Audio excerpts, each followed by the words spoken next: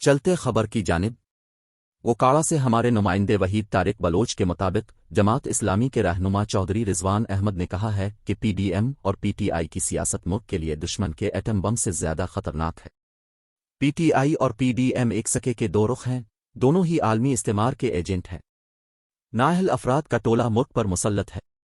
یہ وہ لوگ ہیں جنہوں نے عوام کو غلام بنایا، جس کی وجہ سے غریب تر اور امیر تر ہوتا گیا۔ انہوں نے میری قوم کے منہ سے نوالا چھینا، بچوں کو تعلیم سے محروم کیا۔ موجودہ سابقہ حکمرانوں نے بانی پاکستان قائد اعظم محمد علی جناح کے افکار اور فرمودات سے بے وفائی کی اور ملک کے اسلامی نظریے، آئین، جغرافیے کے ساتھ غداری کی ہے۔ یہ وہ پاکستان نہیں جو 1947 میں محمد علی جناح کی ولولہ انگیز لازوال جدوجہد کے نتیجے میں دنیا کے نقشے پر معرض وجود میں آیا تھا۔ بدقسمتی کے ساتھ جتنے بھی حکمران آئے، ملک بدحالی کی طرف گیا، سب آزمائے جا چکے۔ اب صرف جماعت اسلامی حقیقی معنوں میں ملک کو ترقی کی راہ پر گامزن کر سکتی ہے۔ ہمارا عزم ہے کہ ووٹ کی طاقت سے فرسودہ نظام سے نجات حاصل کر کے اسلام کا بہترین نظام لائیں گے۔ مزید خبروں کے لیے ہمارے ساتھ رہیں۔